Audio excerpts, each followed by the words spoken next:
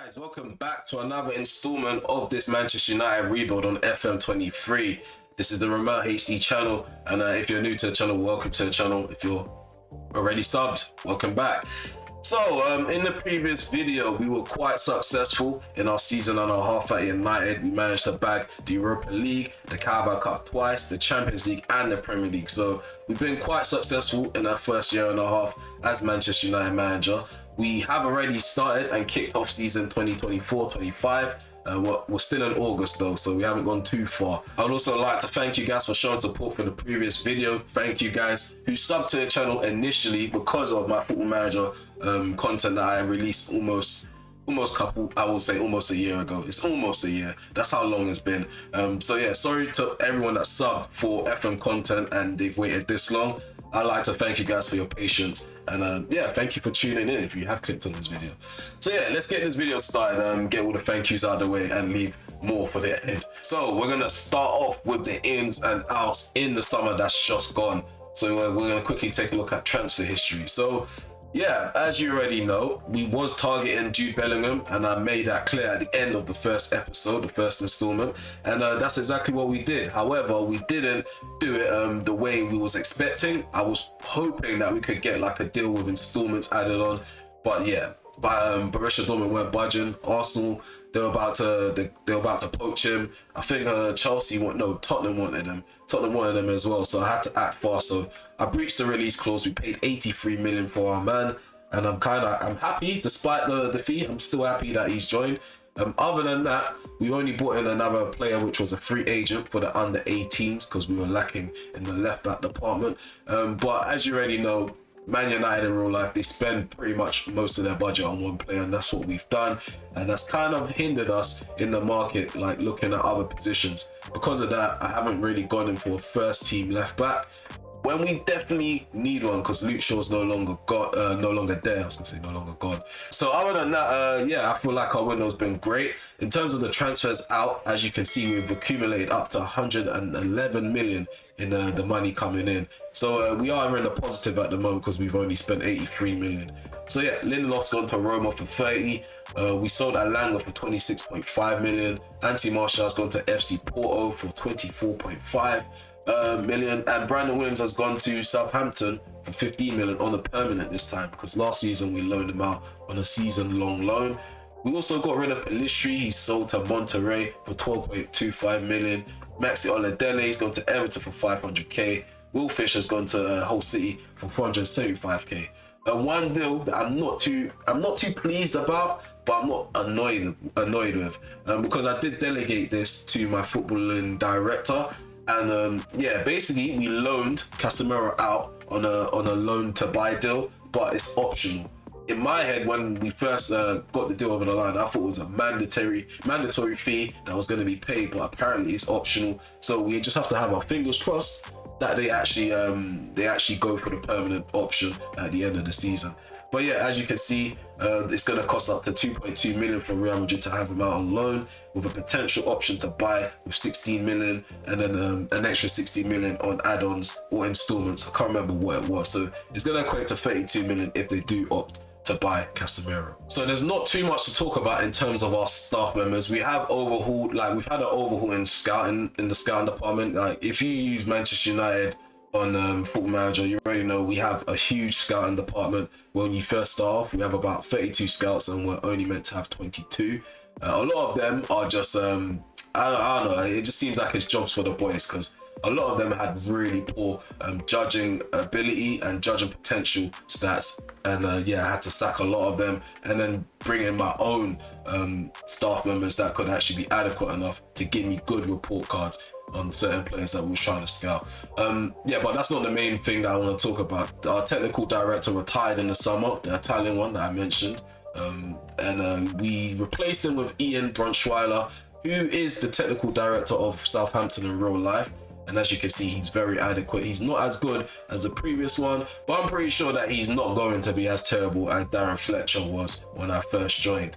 But yeah, we're gonna move on from that. We mentioned the staff, which was brief. Okay, so for this season, I have been predicted to finish third place, so nobody's backing us at the moment. So the media feels like the Dream 11 is going to end up being Sancho on the left-hand side, Cancelo at the back of Diaz, Van Dijk, Trent, De Bruyne, Havertz, Guedes, Haaland, and I think I said Leao already. But in terms of like this is just going to be a template for just a comparison what ends up happening at the end of the season. Like I said, we haven't been backed in terms of the media. They feel like we're going to fall short to Liverpool and Manchester City. So let's see how we get on by the end of the season. So we had a pre-season tour in Austria where we ended up playing 2 Austrian teams in Austria, Wien and Lask, and then we played Everton on Hoffenheim, and on our return from our tour we played Preston. So we won all our games. We had a good pre-season. We involved a lot of players that we wasn't too sure about, like Maguire, no, not Maguire, like Alanga. We involved who else? We involved Brandon Williams. I don't know why I have to think about who we involved. But yeah, Alanga, Brandon Williams got involved from time to time. But yeah, we did get some really good results: 4-1, 3-0, 4-2, 4-1, and 2-0. We did use a lot of players such as Zakarian, a lot of players from the youth academy like Zakarian, Hannibal, Shotiri. We also brought Wrench back into the side because I was planning to loan him out, but we brought him back into the side, and he actually did quite well during the preseason. So did Amad Diallo, which actually proved to me that he's actually ready for the first team this season. And hopefully, whenever Anthony does get a knock or he needs to be rested, hopefully Diallo could be an adequate replacement for him when we need someone to step in or step up. But yeah, so far preseason has been good. I feel like the standouts was Zakarian for me. Shotiri, he played quite well in quite a few games. There was a game where he got a goal. You see that 9.5 rating. Leonardo, he stood out as well in the preseason. So there's a lot of young players, and Dean Henderson as well. He might be my first choice keeper if I'm honest with you. But yeah, a lot of these players they did stand out, and a lot of our youth players are going to be implemented in this season, in this campaign as we speak. So as you can already tell from my tactics, we are including and involving Garnacho, Hannibal, Shotiri, Leonardo, who's on and off on the bench sometimes. Tyler Fredrickson, he's been promoted as well, and Ethan Laird is our first choice right back currently. And I did notice while I was editing in the previous video that I didn't really speak too much about like little things like captaincy and stuff like that. So I'm just going to quickly show you guys what that looks like at the moment. So Bruno Fernandes is our standout player at the moment, and he's our standout leader. So he's the club captain. Marcus Rashford, because of his pedigree and the type of I'll say the pull that he has, the clout that he has at this club, I feel like it's only right to give him the vice captaincy. David De Gea, I'm not too sure about, because this guy, he's always up and down with his feelings about being at the club. Sometimes he says he's looking to move on. Sometimes he wants to pen his future down to the club. I'm just talking about my saves in general. So I don't really trust giving him the vice captaincy, because I gave the vice captaincy to Casemiro with the hopes that he will last another 2 seasons or more, but he started complaining too. So far vice captaincy is like a curse, because we did give it to Maguire after we announced Bruno Fernandes as a captain. Maguire got upset. Casemiro took over, he got upset. So I'm just trying to keep the stability in the side and not have too much of a chop and change when it comes to the captaincy. Okay, so as you can see, this tab has not really moved or changed one bit from last season. So yeah, the board, the statuses have changed because they're quite delighted and quite pleased with the stuff that I've been doing on and off the field. But yeah, as you can see, they're quite pleased with my attacking football, entertaining football, and my counter-attacking football. And they're quite happy with the way I've developed players using the club's youth system. Also, the supporters is pretty much the same sentiment, but they're a bit more delighted than the board, which I'm quite happy about, because the fans are way more important than the board. Obviously, the board keep me in the job, but the fans is what we do it for. So supporters' expectations, they have changed ever so slightly. So finish above Leeds remains the same. However, they want me to finish above Man City. Before it was keep up with Man City or compete with Man City. Now it's just finish above them. Whereas Liverpool, they just want me to maintain a higher reputation than them. And I feel like the pressure's definitely on, because they've increased my objective, which is to qualify for Champions League, which shouldn't be an issue. But yeah, the pressure's definitely on this time around, so we definitely need to deliver. So as you already know, I am a mad advocate when it comes to youth players, and not just players that are originally in the side. Bringing people in and having good youth intakes is quite fun for me on Football Manager, and I'm sure it's quite fun for everyone else to just uncover and discover new talents. And Leighton Buckley-Benbow, quite a funny name. He's one of those players. So as you can see, he had a really good campaign last season in the youth academy. We ended up promoting him to the under-21s because it's just so easy for him. So as you can see, he got about 87 goals and 6 assists in all competitions, averaging about 8.23. This guy's literally a wonder kid. Like 87 goals in one season. I know it's youth level, but still, like, everyone's operating at the same level. For him to score that amount of goals is incredible.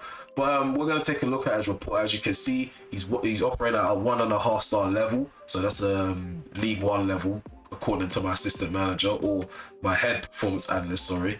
And his potential can potentially go up to 4 stars. So yeah, we definitely need to nurture him, make sure that we're on top of his development, making sure that he's not like veering away from the ability and the potential he can reach. And we've also included him in like the training sessions for the first team. So not only he's playing at a high level with being in the under-21s when he's only 17, he's also training with the grown adults as well. So hopefully we're not going to work him into the ground and burn him out, and hopefully we can nurture him into the player that he's supposed to become. But yeah, we're going to keep an eye out for him, and I'm going to also include him at the end of the season review to see how he gets on in the under-21s and see if there's any more breakout stars as well. And we're also going to talk a bit about the under-21s progression as well. So yeah, give us some time to get to that at some point in this video. And yeah, I think I've covered everything in the intro of this video. So yeah, I hope to see you guys at the end of not the end of the video, the second half of the video, where we have everything wrapped up and concluded. We haven't had the Champions League draw yet. That's the only reason why I haven't spoken about the Champions League group stage or the group phase. But yeah, give me some time to complete the season. Let me see if I can work my magic with Rashford, see if we can turn him into a goal machine again for the 3rd season in a row. And let's see if we can retain the title, retain the Champions League, and also win the FA Cup, because that is the only trophy that's evaded us so far in this save. Okay, so we made it to the end of the 2024-25 season, and as you can see, we didn't have any other new additions after Jude Bellingham joined. So we kind of rode the season out with one major signing. It did kill most of our budget anyway, and yeah, it didn't really affect our performance overall. I feel like everyone stepped up when we needed them to. In terms of like outs in January, we didn't have many outs. We only had one player leaving on a permanent, which was Tendon Mengi. We loaned out Marcos Leonardo for performance reasons and development reasons. Alejandro Garnacho went out on loan to Marseille, and we're going to probably cover that a bit, like how he got on. And yeah, we didn't have too many outs in terms of January. Okay, so for the cup competitions, the domestic competitions, we are going to cover the FA Cup and the EFL Cup. So as you can see, we didn't make it too far in both of those competitions. We did play a few games, so in altogether we played about 7 games for domestic competitions. We did score a good amount of goals. We rotated quite decently as well. Some of the players that were played in these games, they barely played during the course of the season, and they probably suffered from ring rust, or like, yeah, just being rusty or not playing, or they're players from the under-21s and they're just quite not ready for the first team. But as you can see, we had a decent victory against Southampton. We won 1-0. Swindon, we beat them 5-0. That's in the EFL Cup, and then we lost 3-1 to Tottenham in the quarterfinals. In the FA Cup, we played Cambridge, beat them 4-0. Shature, he managed to score in the domestics. As you can see, he scored in the next round as well, in the 4th round against Stoke City, where we won 5-0. Crawley Town, we got another goal from Shature and Diallo this time. So yeah, some of the fringe players, they did contribute in the games where we did rotate, but it just wasn't enough overall for the team to proceed further than they actually got to. So yeah, next season we do want to go for the FA Cup, simply because that's the only competition that's evaded us so far. Yeah, whether we'll do well, whether we'll rotate as often as we did, is up for questioning, because yeah, it's just down to the players that I normally use in the rotation. If they're up to par, then we'll continue to rotate. If not, we'll take the FA Cup a bit more serious, because like I said, it's the only trophy that's evaded me, and it's one of the most historical trophies in England. So it's only right to win the FA Cup during a rebuild. Okay, so I already spoke a bit about the domestic competitions. Now it's time to talk about Europe. So this time around, this season, the whole format changed. So they started doing the league phase instead of the group phase. In the league phase, we did really well. We didn't lose any games. We drew one. However, we finished second due to goal difference. PSG, obviously, they're a more well-rounded squad on paper. Like, they got players that are world-class in most positions. So if they ended up playing a team that was like, let's say Celtic, they're more likely to smash sides like that. Whereas us, we had humble scorelines. So we drew the very first league phase game against Real Madrid 2-2, and we went on to win the rest of them. As you can see, we won like 3-0, 1-0, 4-2. So we didn't have any crazy score lines in our favor. We made it through to the knockout phase. We didn't have to play the round of 32 because of how well we did in the league phase. In the round of 16 tie, we won 4-1 against Wolfsburg. So we played really well across both ties, and we got goals from our front three. So Rashford, Sancho, and Tony, they basically converted goals in the knockout phase. But yeah, in the quarterfinals, we actually ended up winning 3-1 in the tie. So we drew 1-1 in the first leg and won 2-0 in the second leg. So yeah, I'll just say across both legs, we were probably the better side. In terms of the Manchester City one, that was the tough task. We only won just by one goal, 5-4 on aggregate. We won 3-2 in the first leg and drew 2-2 in the second leg. So we made it through to the finals, where we played against PSG, where we won 2-1 in extra time. PSG, they did dominate possession. They had a lot of possession, a big chunk of it. However, our XG was much better than theirs, 3.55 to their 0.43. So we created way more chances than them. We had way more shots than them, way more shots on target. Obviously, we were very wasteful to only convert 2 of them, and one of them coming in like the last 2 minutes of extra time. But yeah, a win's a win. I'm quite happy with the way we secured it. I feel like throughout the competition, we played really well, didn't lose any games, so we're unbeaten in the competition. Yeah, we're one of the best sides in Europe. I've mentioned a few things that we can improve upon already, like the defending. Definitely let us down on some occasions this season, but we didn't let that stop us from achieving what we needed to achieve. Going forward, we was just too much for a lot of these sides. So over in the Premier League, we managed to win the title again. So 2 back-to-back league titles. That makes it 22 league titles for Manchester United. Last season, we finished the season with 99 points. This season, we finished with 91 points. So yeah, we're 8 points behind where we were last season. That doesn't necessarily mean we've dropped off a bit. I just feel like other teams have improved. As you can see, the side that's second place, they lost about 7 games. So that just goes to show getting 3 points in this league has become really tough, and a lot tougher since I've joined. In terms of goals for us, I think we scored 10 more goals than last season, but we conceded 13 more goals than last season. So yeah, last season we finished with 27 goals against us. This season we finished with 40 goals against us, and we have 106 goals for us. Last season we finished with 96 goals for us. So yeah, there's positives to take, negatives to take, but overall all that matters is that we managed to bag the Premier League. We've done the double. We won the Community Shield and the Super Cup. So in terms of the cup competitions as a team, I feel like we've maintained our success, and if anything, we've improved upon our success from last season. So as you can see, Marcus Rashford, he's capped the campaign off with 59 goals and 4 assists. So that's 63 goal involvements in 47 appearances in all competitions, and he got an average rating of 7.70, 15 Player of the Match awards altogether as well.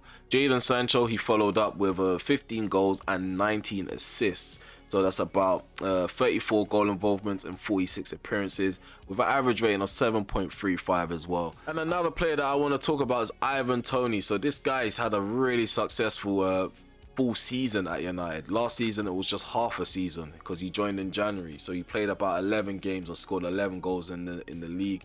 He got 18 goals in all competitions. And yeah, he finished the last season with an average rating of 7.69 for us. This time around, obviously, he's going to drop because he's played more games. He's had a full season under his belt. but he's obviously much more successful as a striker for us. 33 appearances in the league, 19 goals as well, 2 assists, 3 player of the match awards, and he got an average rating of 7.29. If we take a look at his overall attacking output in all competitions, 32 goals, 3 assists, so that's 35 goal involvements in about, I would say, 53 appearances. Yeah, 53 appearances, that's good. 35 goal involvements in 53 appearances, fantastic, and an average rating of 7.30. Anthony also followed up with a good season as well. 11 goals, 18 assists in all competitions. David De Gea, he played a lot better. We're going to talk a bit about the goalkeeping situation. Players that came from the youth academy or promoted into the first team this season. So Diallo, Zakarian, Shatire. Who else stood out this season? We had Hannibal as well, if we can find him. Hannibal's just over here. So yeah, if we talk about Amad Diallo, 10 goals, 9 assists, 19 goal involvements, really good attacking output from a backup right winger. Arsene Zakarian though, he's one of the players that I definitely want to highlight. 44 appearances, 6 goals and 13 assists, and an average rating of 7.08. So we take a look at this player. We signed him for about 13 million last season, and then we loaned him out. So he hasn't had a full season at United yet. This is his first full season, and he's already doing these numbers. So I feel like he set the bar very high. If he does badly next season, we're probably going to look back and say he set the bar too high for himself. Shola Sature put in some good numbers as well, decent numbers, 11 goal contributions in the appearances that he had. So that was about, we'll say 24 appearances, 11 goal contributions, which was really good for him. Hannibal, I mean, he had a above average season. He's operating at a 2.5 star ability, and I feel like that's going to be his peak. Well, according to the assistant manager, that's going to be his peak. I don't have any negative things to say about him. If anything, I got positive things to say about him, because he managed to get 10 goal involvements, and he did play a lot more games. There was probably a reason why I played him a lot more than Van der Beek. Well, there's obvious reasons to why I played him a lot more than Van der Beek. One is his availability. 2 is his determination, and also his training as well. He didn't cause any issues. He didn't complain about game time or anything. He got on with it. Whenever I dropped him, he felt like it was justified. Whereas Van der Beek, he had a lot more to say, since he is a senior player. With Van der Beek, I am quite worried. His overall output this season, only 5 goal contributions, 2 goals and 3 assists, and he played about 23 games off the bench, 17 starting. So that just goes to show what I kind of think of Donny van der Beek. His contract is actually expiring at the end of the season coming up as well. We're probably going to have to try tie him out to clubs, try to get a fee for him so he doesn't leave on a free. I'll probably try to replace him respectfully. I'm not too sure who could replace him. We could probably promote Isaac Hansen. I don't know how to say the last bit of his name, because he has had a successful loan move, or successful loan spell out to Preston. But then again, Preston is a different ball game to playing for Manchester United. So yeah, we just got to weigh up our options when it comes to that, because not only we're considering getting rid of Van der Beek, we're considering getting rid of Eriksen, because he's not getting enough game time himself. He's on 120k per week, and I'm sure he's expecting to play much more games than he did this season. So yeah, we're going to explore some of our options in terms of like removing players from the squad. Another player that we want to talk about is Lisandro Martinez, and it's not based off average rating. Anyone that's not in the green, I'm not saying that they've played badly. Everyone's above average at some. I think 6.50 is above average for me.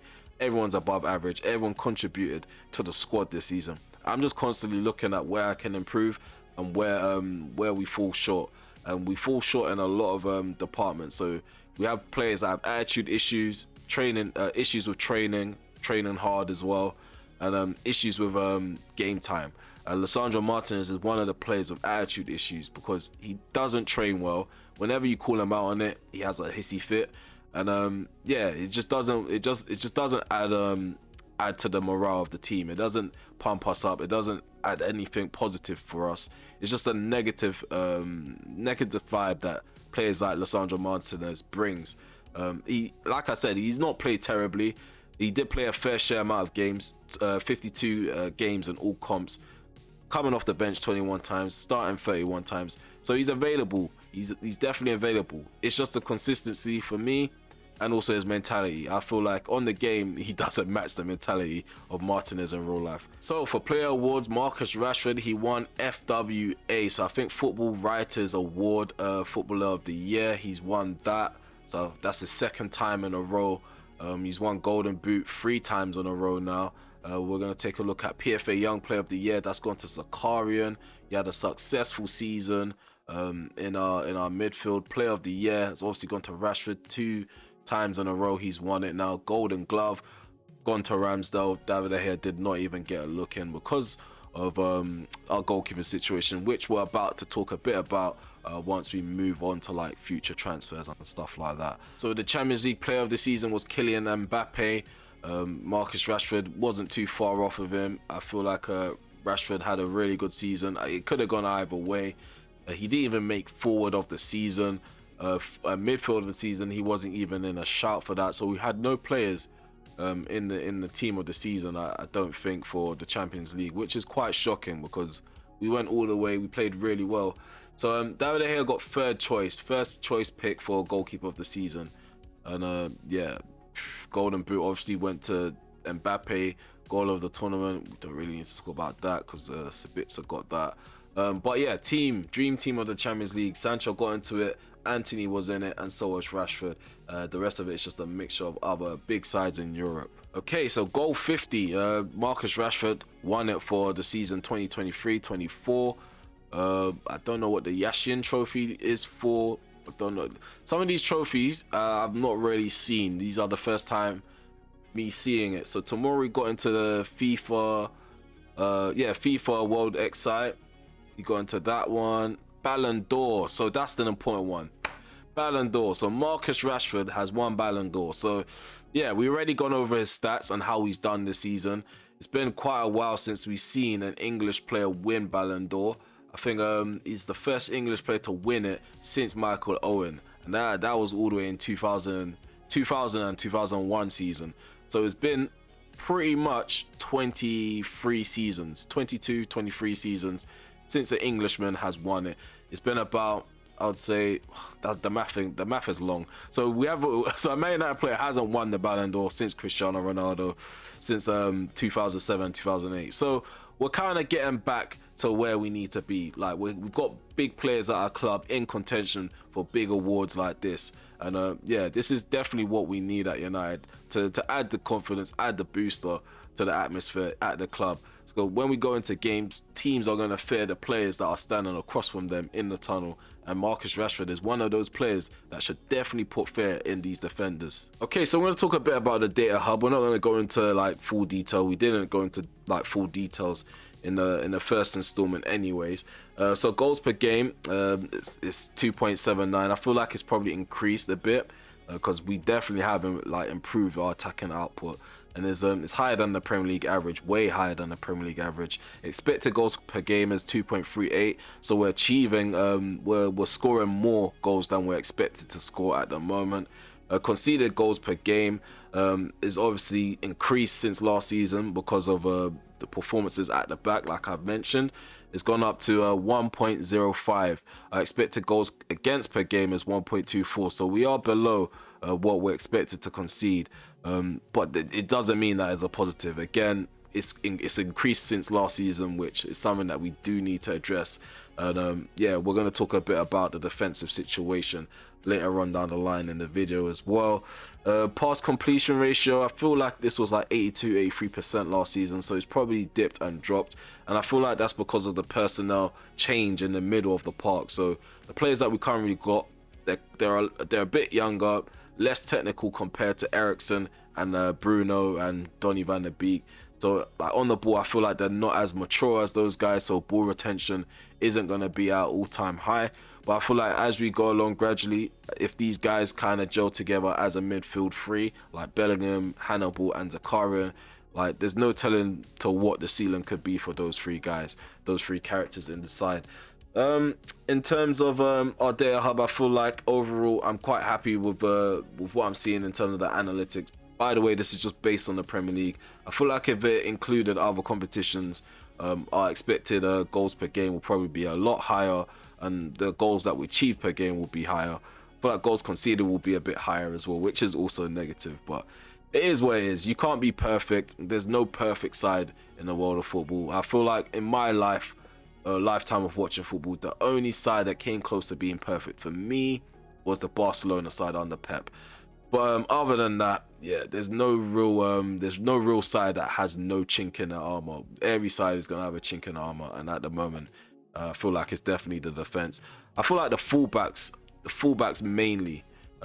Speaking of fullbacks, the reason why I say that is because we don't really have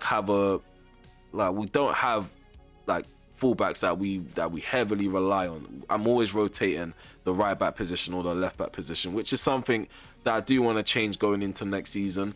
So I feel like next season, my first choice right back is solely going to be Diogo Dalot.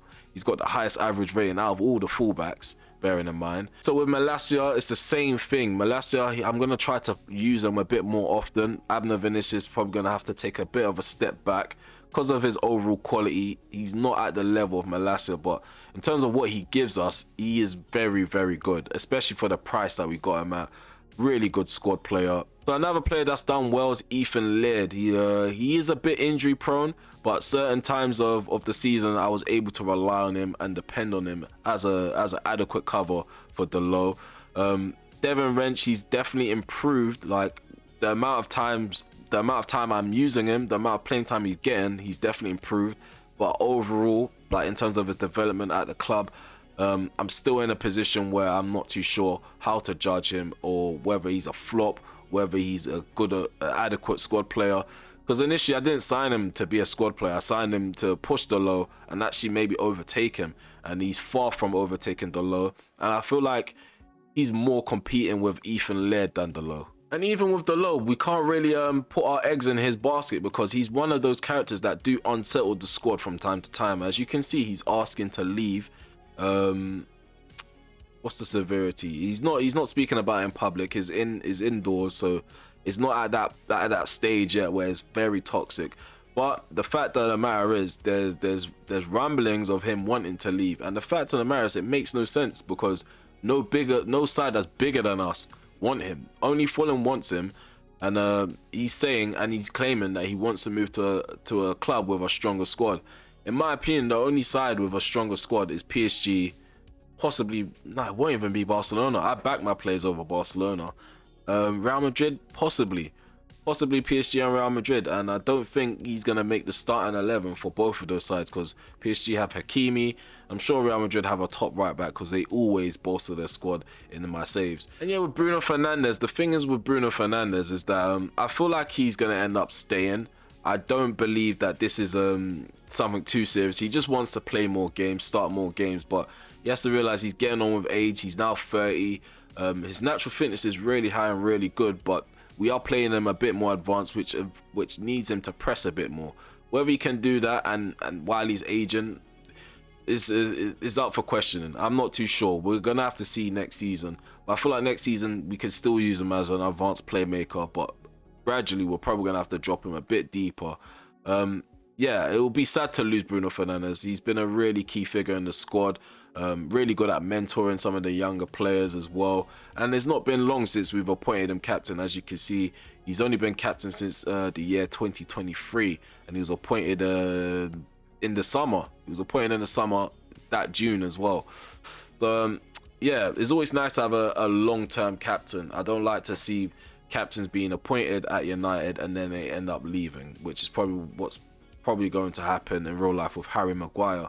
Or if not, he's going to be stripped. And then even then, I don't like to see that. I like to see a long-term captain that is there. And the captain is usually there for foundation purposes of the squad.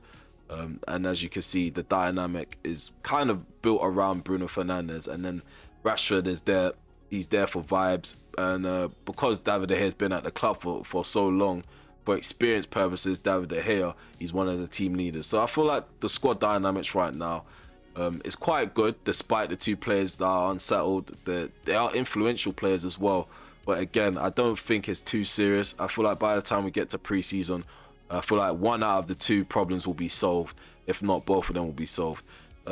I am waffling about nothing, so we are going to continue to move on now. Okay, so one of the future signings, Josko Vardio. So we needed to sign him simply because our defensive issues at the back, it was just too persistent. We couldn't stop it, no matter who was at the back. Sometimes Varane and Tomori, they were the perfect partnership.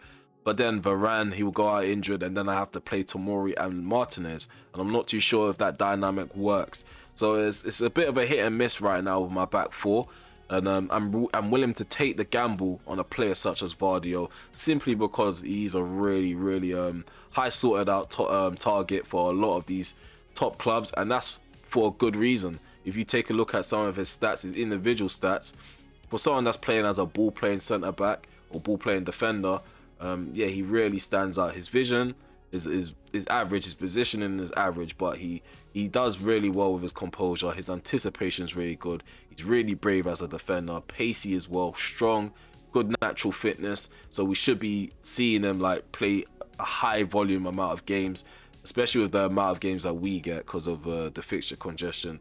He's going to be quite useful next season, and I'm quite looking forward to him joining. So the fee that we paid for him, 25 million up front, and that's going to include installments and add-ons, so it's going to rise up to 85 million potentially. After that, we have a player called Axel Pinheiro. We were linked with him for about a season and a half.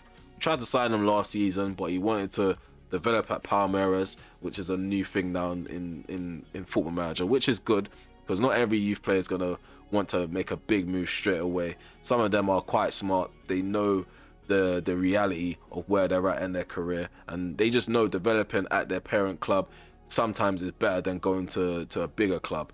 And that's exactly what he's done. But we managed to bag, not even bag him, we managed to get his signature. We paid about 2.5 million up front. It's potentially going to rise to 14.25 million. And yeah, he's a really hot prospect in Brazil. As you can see, his individual ability is quite good.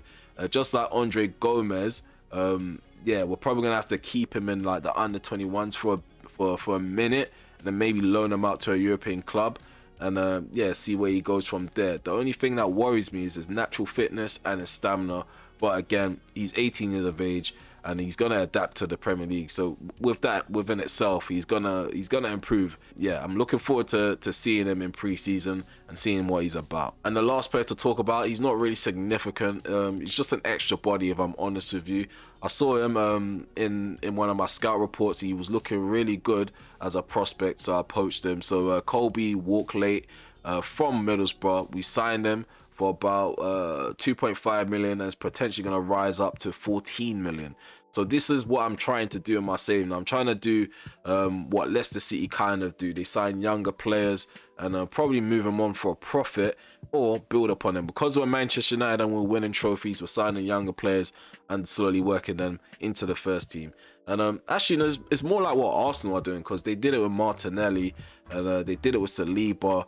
They've done it with quite a few young talented players as well. So if anything, we're mirroring what Arsenal are doing in real life, because they're doing some really good things in terms of their structure, how they spend their money now, and yeah, creating a pathway for youth players. That's probably the direction that we're heading in with this save. And I feel like it's going to be good for us financially as well. So when there's no longer going to be an issue at United where we're talking about overpaying or overspending on top targets. Obviously, we done the release clause for Bellingham, but we can do that simply because we didn't waste too much money in previous windows. Like we spent smart, and if we did spend big, we got a bunch of players in. We didn't just blow our budget on one player. I feel like this is the only season, and this is probably going to be the last season where we blow our budget on one player. Okay, so this is the second to last part that we're going to talk about. So the goalkeeping situation. So David De Gea, his contract is expiring at the end of next season, and so was Dean Henderson's. So Dean Henderson, he's now on his way to Wolverhampton. Well, he's going to make his way to Wolverhampton in 3 days' time. So he's going to join on the 9th of June. And simply because, yeah, he just wasn't up to par.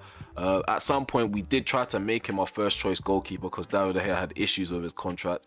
So yeah, I was still kind of yo-yoing between the two goalkeepers.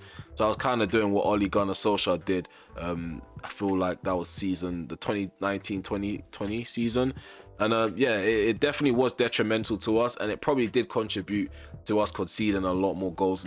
It's probably not just the defenders, it's the inconsistent switching and changing of the number one keeper. But yeah, I feel like I've slowly or I accidentally solved my issues in the long term though, because remember Andre Gomez, we signed him about a season ago, and we didn't throw him into the first team straight away. We didn't loan him out. We let him play under 21 football and like adapt to the country, adapt to my playing style. And as you can see, he's made a lot of strides as a goalkeeper. We've even featured him this season from time to time in domestic games, and he featured in the Premier League from time to time as well. So we take a look at his stats. He got about 4 appearances in the league. He conceded 4 goals, and he managed to bag himself 2 clean sheets. Average rating of 7.03. In all competitions, he got a 7.21. In under 21s, he played well again this season. So I feel like we've kind of done what Fergie did with Van der Sar and David De Gea, except Gomez and David De Gea, they're gonna be at the club at the same time. But with David De Gea, when he first joined Manchester United, he wasn't a ready-made. Well, he was a really hot prospect, but he wasn't like the goalkeeper that he is today. And most people didn't see he was going to become the keeper that he is today. And I feel like Andre Gomez is exactly that, except he's probably going to have a more of a healthy passover. So when David De Gea does decide to retire at our club, Andre Gomez will have been at our club for about 2-3 seasons, or maybe even 4 seasons by then. So him transitioning into our number one keeper is probably going to be a bit more healthy compared to the way we did it with David De Gea. So I feel like our goalkeeping situation is kind of solved. The only thing we need to think about is Tom Heaton. He's retiring, so we're probably going to have to bring in another goalkeeper as a third choice backup, because next season is going to be David De Gea, Gomez, and then someone else. And yeah, Tom Heaton's not going to be there. It could be Kova, but that's if he passes his work permit. Right now he's having issues getting a work permit granted. And yeah, it's just a lot of dilemmas, a lot of things to think about. So I'm going to quickly go over this. I don't want to spend too much time on this second installment, because yeah, I just feel like some people they just can't sit down for ages, watch someone talk about a video game. But yeah, actually, you'd be surprised, to be fair. But yeah, Leighton Buckley-Benbow. So last season, at the beginning of the season, we highlighted him as a really good prospect from the youth academy. We did try to promote him. Well, we did promote him to the under 21s, and his goal output wasn't bad this season, but it's dropped considerably from last season. So he was in the under 18s, bearing in mind when he got 87 goals. This season, it's dropped to 32 goals, and he did managed to bag himself a first team appearance where he didn't play too well. He didn't really get enough time, and I think he only played due to an injury crisis. But I feel like he still made progression in his footballing career. He's still doing well. However, in terms of his potential, it's dropped down by 1. So his maximum potential is now 4 stars, which is an ideal. I feel like maybe me moving him from under 21s to moving him to the under 21s too early may have like kind of pegged him back a little bit with his development, or maybe it was just inevitable that his potential is going to drop down by 1 star. In terms of Darius McCade, hopefully I'm pronouncing it correctly, he's pretty much following the footsteps of Buckley-Benbow. He's had a really good attacking output in the under 18s. It's his first full season as a player in the academy. He got about 75 goals. So I'm going to do the total opposite going into the following season. I'm going to keep him in the under 18s just to see if it makes a difference. So if he continues to play the way he's playing in the under 18s, is he more likely to achieve his potential simply because he's in hot form and bagging the amount of goals that he bagged the previous season before? Let's just see. I feel like Football Manager is just a huge experiment. I feel like not every save is going to be the same. Not everyone's going to get the same outcomes. Not every player is going to develop the same. And I feel like, yeah, it's just about just experimenting. It's one massive experiment. And it's one that I've really enjoyed, if I'm honest with you. Okay, guys, if you made it this far in this video, please remember to smash that like button, sub to the channel if you're new, and also hit the notification bell so you'll know if I want to go live, premiere a video, or upload one. But yeah, be on the lookout for future content, because with Football Manager, I'm always going to be playing it.